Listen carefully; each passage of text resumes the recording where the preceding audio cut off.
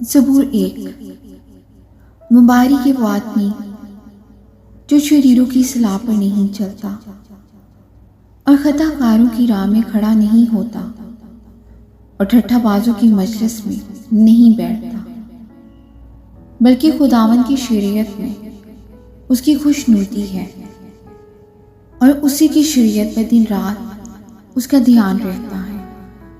वो उस दरख्त की मानद होगा जो पानी की नदियों के पास लगाया गया है,